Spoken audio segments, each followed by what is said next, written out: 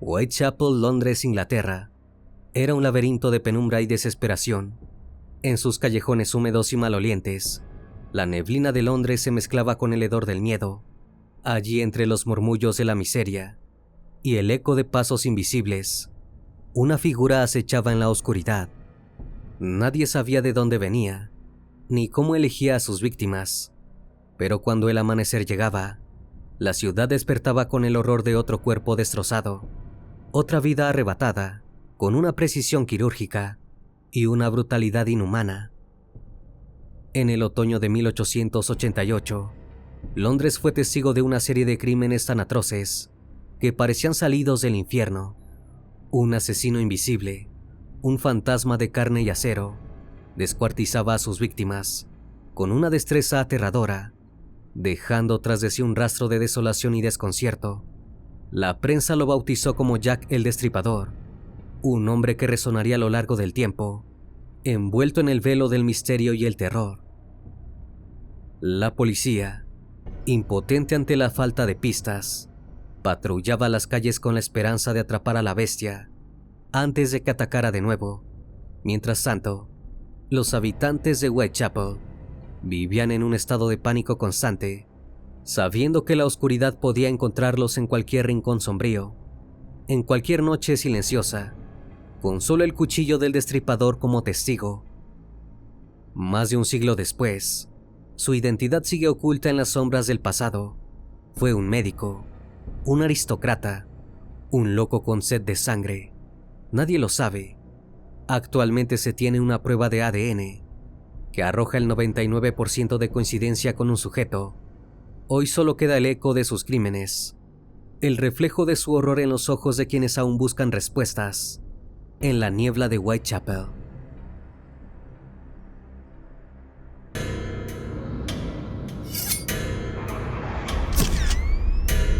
Fragmentos de la noche.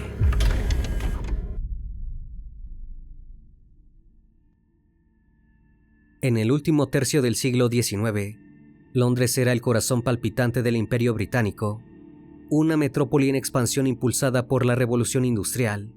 Sin embargo, bajo su grandiosidad y prosperidad, se ocultaba una realidad mucho más oscura. Whitechapel era el hogar de los desamparados, obreros explotados y damas de compañía que sobrevivían en condiciones inhumanas. Las viviendas estaban hacinadas, con familias enteras compartiendo una sola habitación insalubre. Las calles estaban infestadas de ladrones, mendigos y borrachos, mientras las tabernas y burdeles servían como único refugio para los desesperados. La policía luchaba contra un crimen desbordante y una población hostil que veía a las autoridades como opresoras más que protectoras.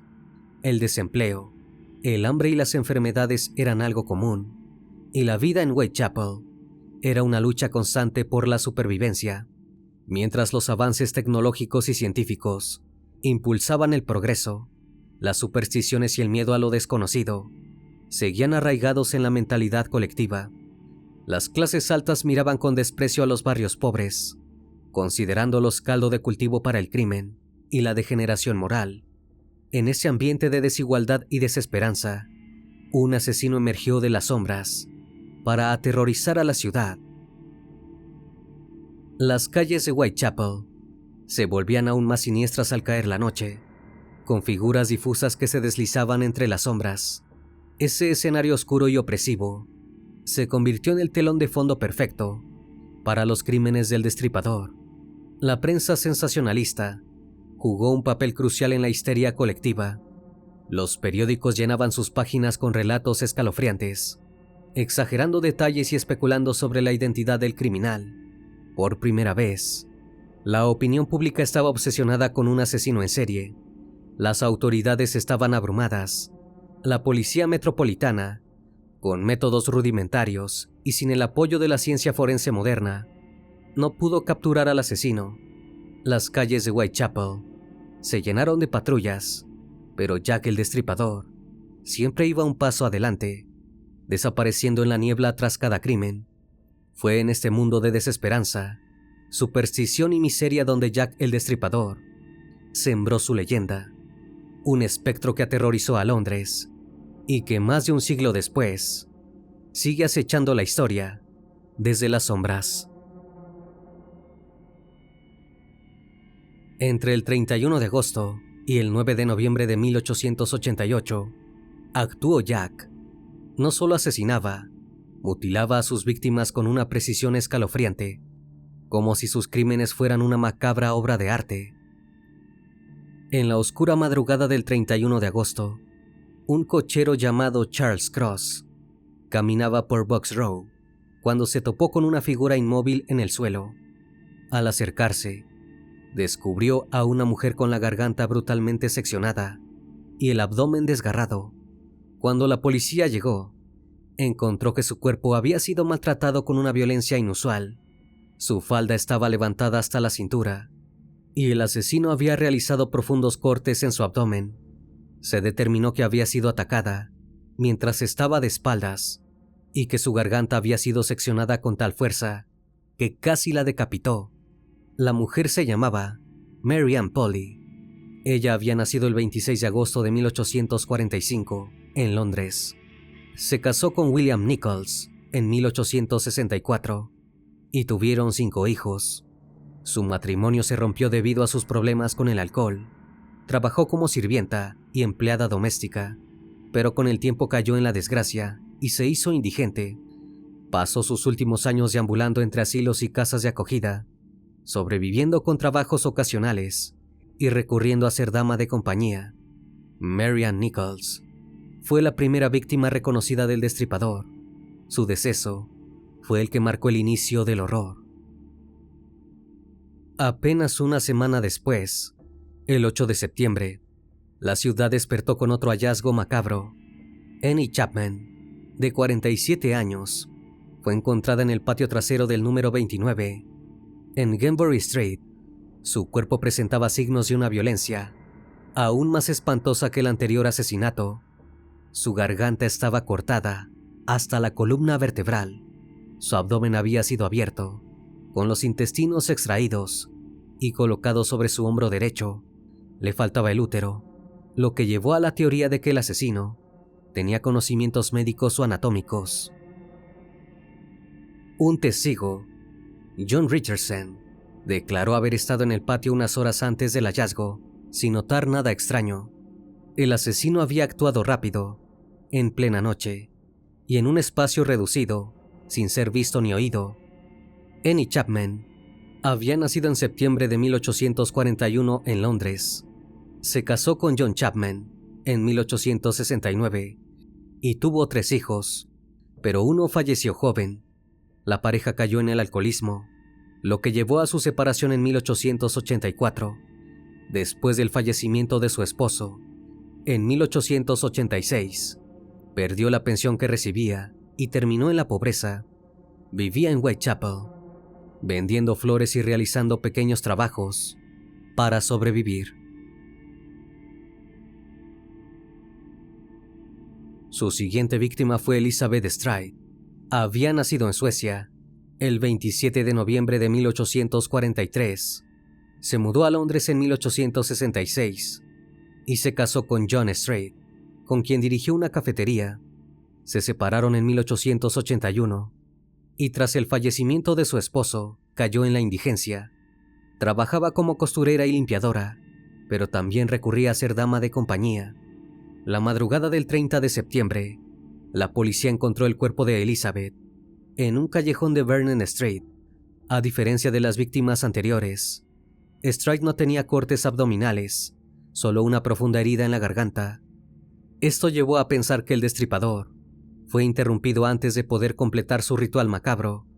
De hecho, varios testigos afirmaron haber visto a Stride en compañía de un hombre poco antes de su deceso, pero aquella noche sangrienta no había terminado. Apenas 45 minutos después del asesinato de Stride, la policía encontró el cuerpo de Catherine Eddowes en Mitre Square, a pocas calles del primer crimen. Esta vez, el destripador se tomó su tiempo y desató toda su furia. El rostro estaba desfigurado, con cortes profundos en las mejillas y párpados. Su abdomen había sido abierto completamente y los intestinos extraídos y colocados sobre su hombro derecho. Le faltaba un riñón y parte de su útero, lo que reforzó la teoría de un asesino con conocimientos anatómicos.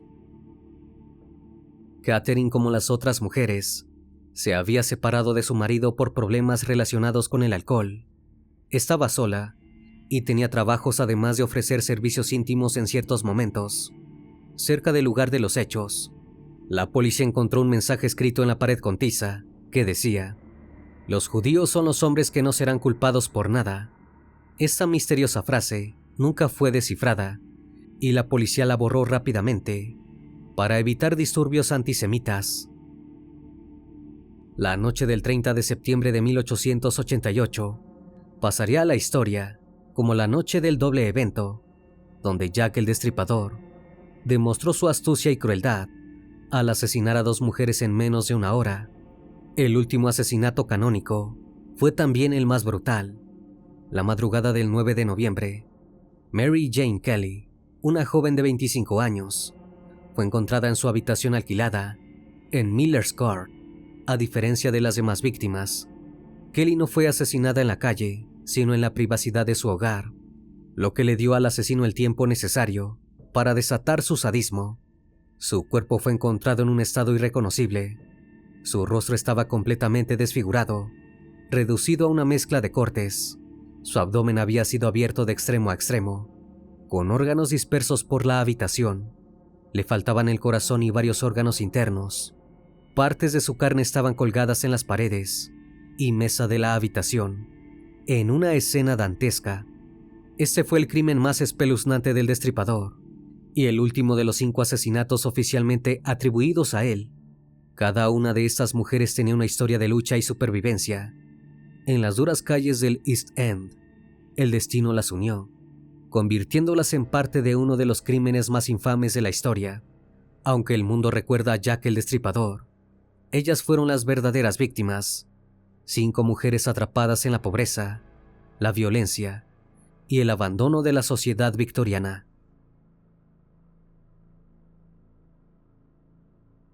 La cacería de Jack el Destripador fue una de las investigaciones criminales más grandes y frustrantes del siglo XIX. La policía de Londres se enfrentó a un asesino metódico, sin dejar pruebas concluyentes, en una época donde las ciencias forenses apenas daban sus primeros pasos. Las técnicas de investigación en la época eran rudimentarias, porque no existía la huella dactilar, no había pruebas de ADN ni análisis forense avanzado. El análisis de la escena del crimen era limitado, pues la policía priorizaba el retiro del cuerpo antes de la recolección de indicios, y el área de Whitechapel era hostil para la policía, pues la comunidad desconfiaba de las autoridades. Desde el primer crimen, el pánico y la presión social hicieron que la policía se viera obligada a capturar al asesino cuanto antes, pero no sería tan fácil. 2 entidades llevaron a cabo la investigación: la Policía Metropolitana de Londres, con la División H a cargo de Whitechapel, y además de la policía, se sumó la Scotland Yard, agencia de detectives de Londres, que intervino cuando la presión pública aumentó. El caso fue liderado inicialmente por el inspector Edmund Reed, pero tras los asesinatos de Annie Chapman y Catherine Eddowes, se sumaron Frederick Alberline, detective de Scotland Yard, quien se convertiría en el rostro más reconocido de la investigación, y por otro lado, Sir Charles Warren, jefe de la Policía Metropolitana, quien recibió duras críticas por el fracaso en capturar al asesino. A pesar de los esfuerzos, no lograron coordinarse de manera efectiva. Hubo conflictos internos, falta de comunicación y filtraciones a la prensa que hicieron que el Destripador siempre se adelantara a los movimientos de las autoridades. Tras el asesinato de Mary Jane Kelly, Jack el Destripador desapareció sin dejar rastro. Aunque hubo otros asesinatos en Whitechapel en los años siguientes, ninguno encajó con su modus operandi. La policía, frustrada y sin pistas concretas, nunca logró capturar al asesino. Se detuvieron a varios sospechosos, pero ninguno fue inculpado. Con el tiempo el caso quedó archivado, pero la leyenda de Jack el Destripador siguió creciendo. convirtiéndolo en el asesino en serie más enigmático de la historia. Recientemente, en este 2025, se dio a conocer información del historiador Russell Edwards, quien, a través de un análisis de ADN realizado en un chal encontrado en el lugar de los hechos de uno de los crímenes, pudo conocer la identidad de quien presuntamente sería Jack el Destripador. Tras varios años de investigación y análisis, pudo extraer material genético que lo llevó a un inmigrante polaco que se había establecido en Whitechapel. Su nombre era Aaron Kunmensky, quien por aquellos años padecía esquizofrenia. El sujeto fue considerado sospechoso, pero nunca se presentaron pruebas concluyentes en su contra. Ahora solo queda esperar para que se confirme oficialmente si en verdad aquel hombre fue el que aterró y sigue aterrando la memoria de Londres.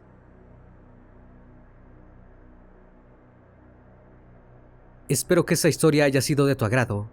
Como cada noche, agradezco que estén aquí, disfrutando una historia o una leyenda más de este canal, que cordialmente les abre las puertas para que se suscriban y formen parte de esa gran comunidad. Esto es Fragmentos de la Noche, donde despertamos tus peores miedos. Dulces sueños.